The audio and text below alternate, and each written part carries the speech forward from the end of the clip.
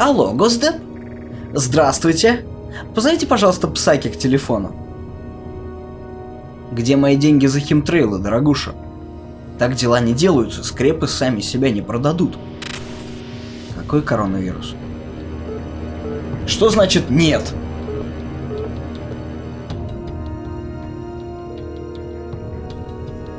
Алло, Кремль? Здравствуйте, здравствуйте. Да, я от жидорептилоидов. Привет, человек разумный. Когда меня посетила мысль о создании этого ролика, я, признаюсь, был уверен, что все будет просто и однозначно. Но закапываясь в изучение материалов по теме, я твердо осознал, что проблема гораздо глубинней, и дело не только в самом документе. К концу выпуска мы разберемся, фейк ли план Даллеса, какова история его возникновения и что нам всем стоит делать, чтобы не запутаться в паутине подмены понятий. Для начала давайте разберемся, кто же такой этот ваш Даллес. В России он стал широко известен в 1973 году, после того, как его роль в культовом советском сериале «17 мгновений весны» сыграл Вячеслав Анатольевич Шалевич. Аллен представляется там этаким двойным агентом, проводящим без ведома президента Рузвельта тайные переговоры о сепаратном мире с высшими немецкими чинами. В настоящем же мире Даллес был великолепным дипломатом, а поворотным этапом в его карьере стала работа в управлении стратегических служб с 1942 по 1945 в Швейцарии. Внимательно следите за датами, нам это пригодится в дальнейшем. Итак, после окончания Второй мировой управление стратегических служб расформировывают. Проходит целых 2 года, и только тогда бывший шеф организации Уильям Донован добивается создания ЦРУ. А уже в 1951 главный герой нашей передачи становится вторым по значимости человеком в Центральном разведывательном управлении, занимаясь организацией тайных операций. Что ж, теперь мы понимаем, что это действительно видный политический деятель. Самое время ознакомиться с текстом плана Даллеса по уничтожению СССР.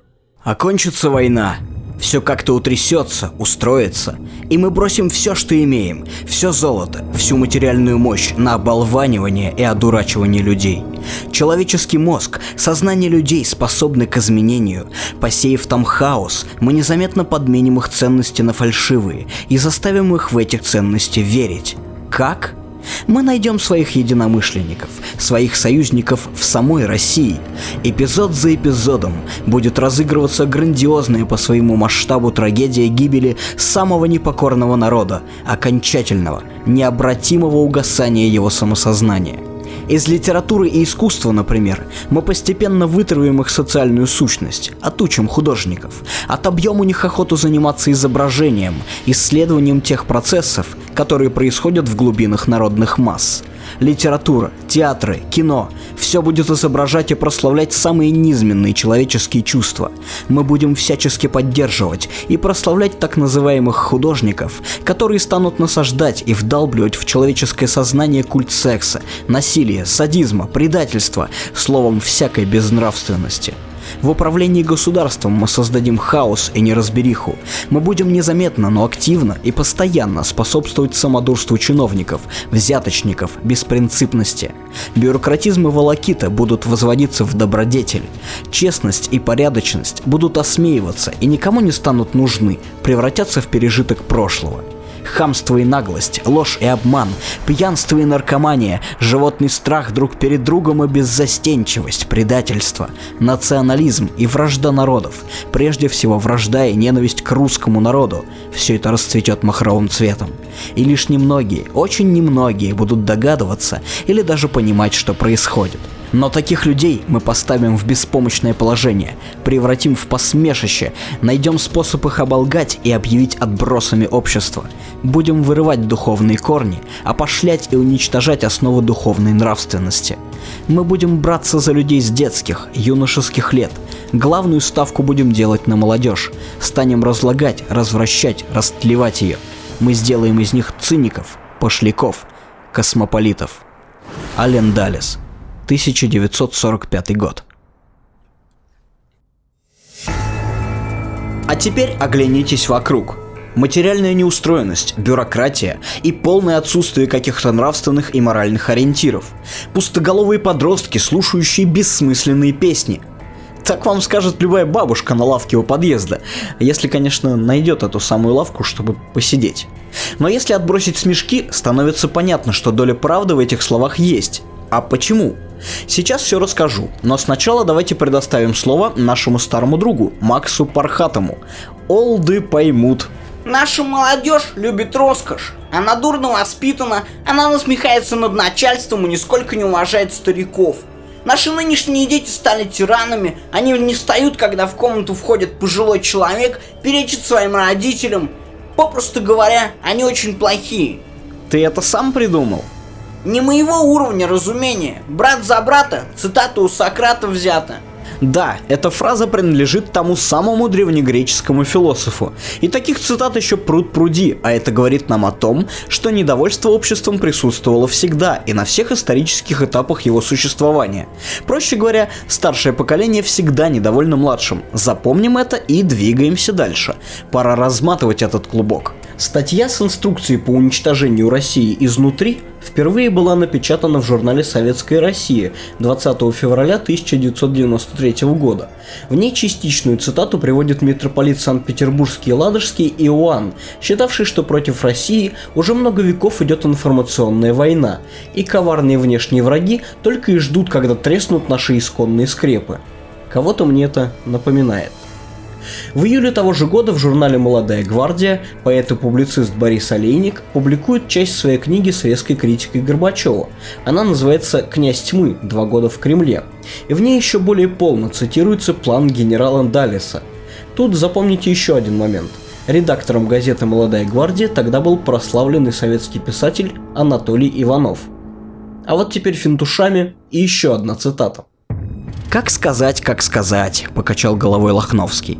Потому что голова у тебя не тем заполнена, чем, скажем, у меня.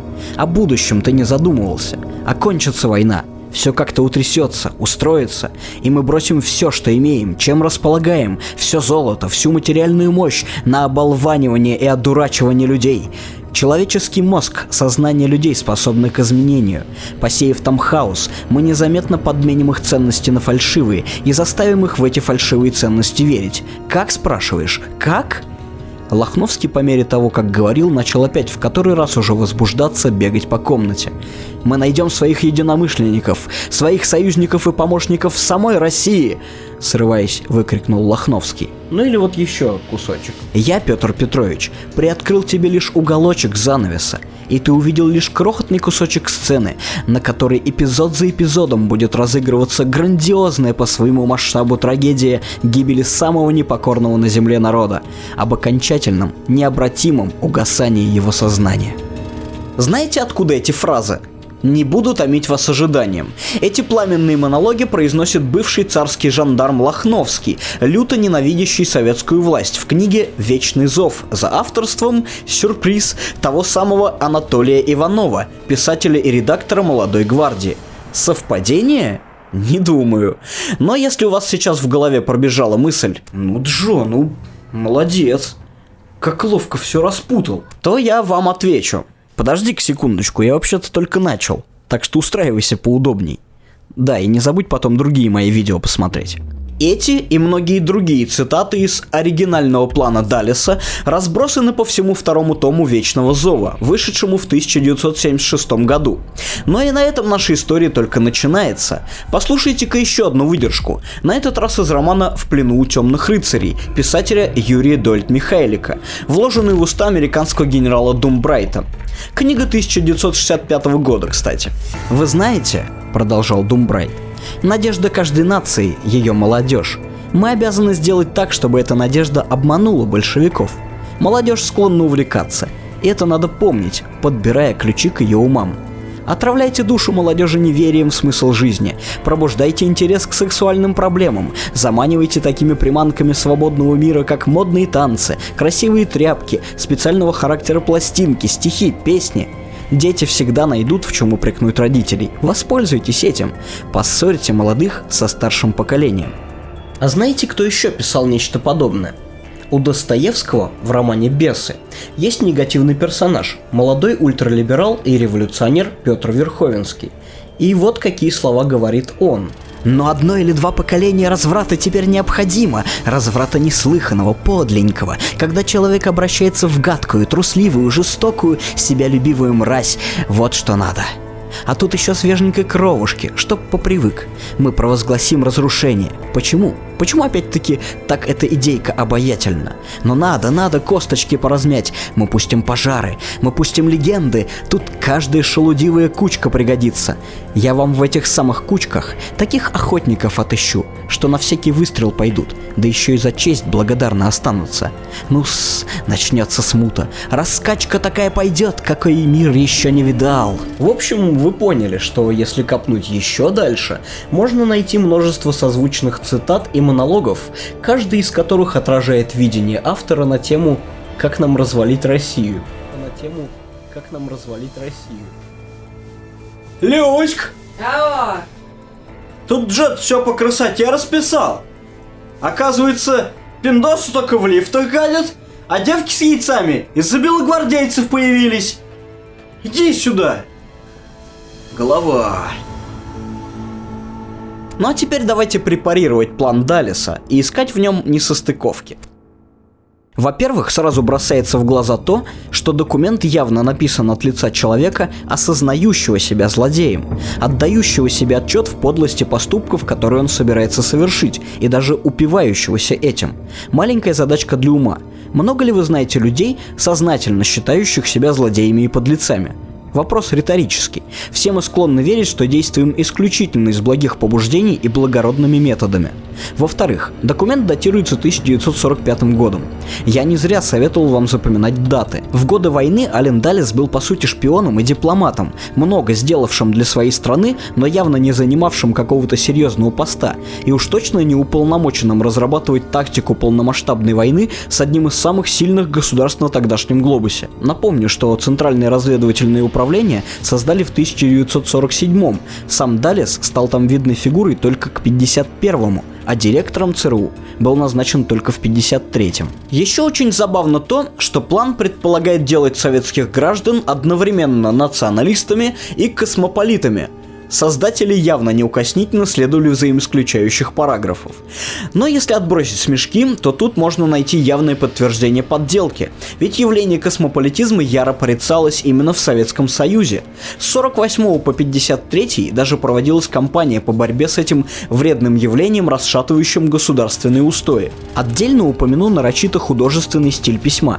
Так не пишутся военно-исторические документы, направленные на уничтожение идеологического противника. Как пишутся, вы узнаете чуть попозже, пока сохраним интригу. Так вот, яркая образность, витиеватые метафоры.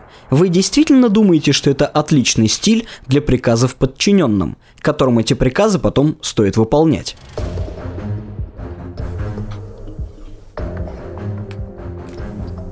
Сэр, отчитываюсь о выполнении задания. Да, мне удалось внедрить в их общество пошлость и отучить художников заглядывать в глубину народного сознания. Я почти уверен, что скоро разыграется драма самого непокорного народа в мире. Да, сэр. Эпизод за эпизодом. А вот эта фраза про самый непокорный народ. Как вам? Не напоминает неприкрытую лесть в адрес читателя данного документа? Ты-то у нас великий, непокорный народ. Я не могу тебя честно победить, поэтому я, падла такая, буду из-под тишка уничтожать. Твоими же руками. И в подъезды твои... Так, об этом позже. Так что же выходит? Зря светлые умы земли русской на этот коварный план ссылались. А там список-то просто на загляденье. Жириновский в 1998 году ссылался и прямо цитировал сей фейк в статьях «Враги России» и «Отомстим за Россию». Никита Свет Сергеевич Михалков в своем блоге «Бесогон», Задорнов, на голубом глазу зачитывающий его в эфире федерального телеканала. Не просто люди, так сказать, самый цвет нации. Шут, клоун и юморист. Хоть госсовет собирай, чтобы поправки в Конституцию вносить. В описании приложу список, там еще фамилий 50 разной степени известности, но одинаковой любви к пляскам на фейковых цитатках. Но вас наверняка не покидает один вопрос. Хорошо, это целиком и полностью выдуманный документ, но неужели он возник на пустом месте? Очень верный вопрос. Огромная взаимная нелюбовь между Соединенными Штатами и Советским Союзом действительно присутствовала. Все мы знаем, что это привело к холодной войне, пару раз чуть не ставшей горячей. Слишком разная идеология, слишком разное понимание будущего планеты. Результатом этого и стала директива NSC 20/1 от 18 августа 1948 года. Послушайте часть этого текста и сравните с яркими метафорами плана Даллеса. Нашими основными задачами в отношении России на самом деле являются только две следующие. А. Уменьшить мощь и влияние Москвы до таких пределов, при которых она больше не будет представлять угрозу миру и стабильности международного сообщества. И Б. Внести фундаментальные изменения в теорию и практику международных отношений, которых придерживается правительство, находящееся у власти в России. С решением этих двух задач наши проблемы в отношениях с Россией сократились бы до уровня, который можно было бы счесть нормальным. Ну а далее идет планомерное и взвешенное расписывание ограничений и преимуществ разных видов тактик, анализ действий Советской России и своих собственных и так далее. Так что на вопрос, был ли у американцев план по противоборству Советскому Союзу, можно смело отвечать: да, был. К сожалению, все страны рассматривают друг друга как конкурентов, партнеров, а иногда и врагов, и имеют четко прописанную логику сосуществования на планете. Но это явно был не тот известный нам всем план Даллеса, эмоциональный и переполненный метафорами. К слову сказать, здесь стоит вспомнить еще и тактику rollback, отбрасывания, которая заключалась в поддержке антикоммунистических сил во всем мире, поддержке оппозиции и опутывании границ СССР сетью военных баз. Даллес, кстати, и здесь играл не последнюю роль, да только вот не Аллен, а его старший брат Джон, бывший госсекретарем США и люто бешено ненавидящий проклятых коммис, расползающихся по планете. Как бы печально это ни было, он просто был человеком своего времени. Стоит понимать, что американцы панически боялись распространения красной заразы и готовы были идти на самые жесткие меры для ее сдерживания. Интересным еще остается и тот факт, что план Аллена Даллеса по развалу СССР публиковался только в России. Такого текста на английском вообще не было, а в западных интернетах упоминания про данную конспирологическую теорию вообще практически отсутствуют. Говорю я вам, власти скрывают, потому что если об этом не пишут по телевизору, значит точно врут. Все власти мира в сговоре. Вы считаете, что я сумасшедший? Нет. Я не сумасшедший. Нет. Я вижу третьим глазом. Истинно вам говорю, третьего дня Земля налетит на небесную ось. Классика. Кстати, а почему именно Даллес? Ведь вполне можно было приписать эти слова людям, действительно занимающим ведущие государственные позиции в 1945 году, чтобы уж так явно не палиться. Вероятнее всего потому, что нечто похожее произносит в 17 мгновениях весны писателя Юлиана Семенова, по которой и был снят нетленный сериал, сам лирический герой Аллена Даллеса, в беседе с Кюри Норелли о послевоенном устройстве мира. Нам нужно сделать ставку на развитие национализма в России. Тогда, может быть, они рассыплются. Здесь нельзя только глупить. Если раньше Сталин имел металлургию на Украине и совсем немного на Востоке, если раньше Украина кормила пшеницей страну, то теперь все изменилось. В подоплеке национализма всегда лежат интересы тех или иных групп населения, связанных с делом, или, используя марксистскую фразеологию, с производством. Когда я сам произвожу что-то, я чувствую себя по одному, но когда появляется конкурент, я себя чувствую по-иному. В условиях нашей системы конкуренция живительна, в условиях системы Сталина конкуренция лишь травмирует людей. Посылать в будущую Россию диверсантов, которые бы взрывали заводы, смешная затея. А вот если наша пропаганда точно и аргументированно докажет национальностям России, что каждая из них может существовать, разговаривая только на своем языке, это будет наша победа, и противопоставить этой победе русские не смогут ничего. Но, как мы помним, конспирология явление интернациональное. Неужели может быть так, что в нашей стране выдумали себе пугало, а западные конспирологи не смогли? Снова верный вопрос. Одной из таких страшилок послужили правила коммунистической революции, якобы найденные союзниками в Дюссельдорфе в 1919 году. В дальнейшем некий известный коммунист, имени которого нигде не разглашается, подтвердил то, что это и был план, направленный против США. Коррумпируйте молодых, уберите их от религии, заинтересуйте их сексом, сделайте их поверхностными, уничтожьте их прочность. Получите контроль над всеми средствами рекламы. Отверните умы людей от своего правительства, сосредоточив их внимание на легкой атлетике, сексуальных книгах и других мелочах. Разделите людей на враждебные группы, постоянно занимающиеся спорными вопросами, не имеющими значения. Уничтожьте веру людей в своих естественных лидеров, подведя последних к презрению, насмешкам и неосторожности.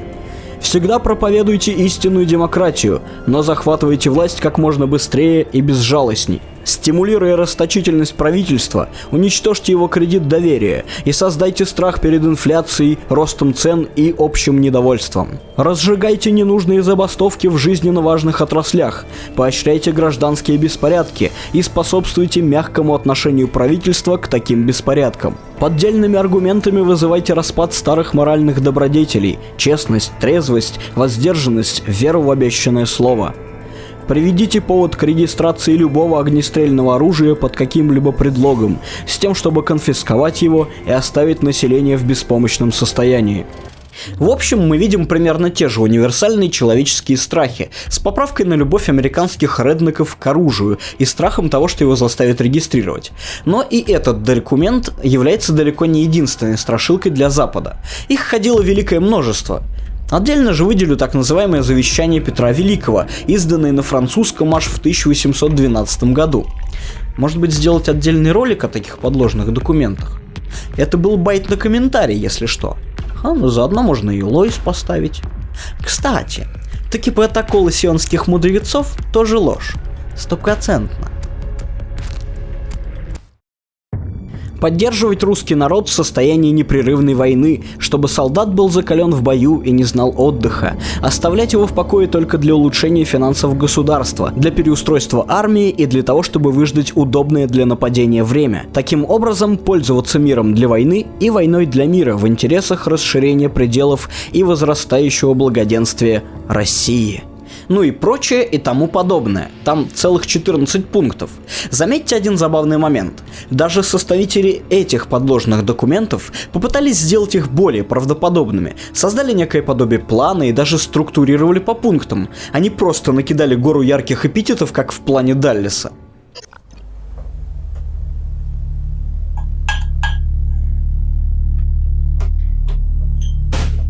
Долбаные пиндосы!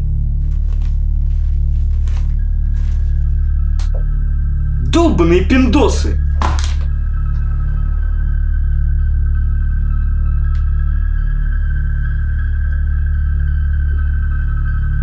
А вот это уже жиды. Чему же нас учит эта история? Что первично, яйцо или курица? Ученые давно нашли ответ на этот вопрос. А если спросить так? Первичны универсальные признаки морального разложения общества или некий коварный план по его разложению?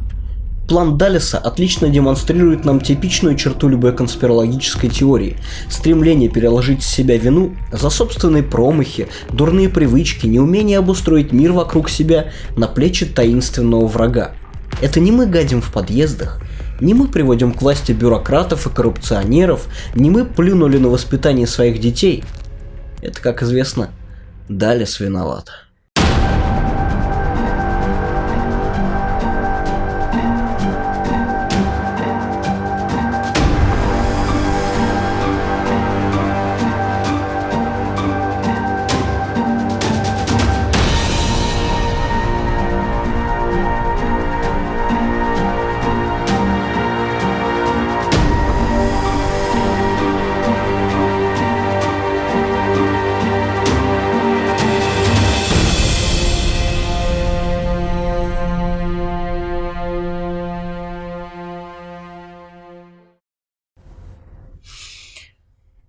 Ну, за Даллеса.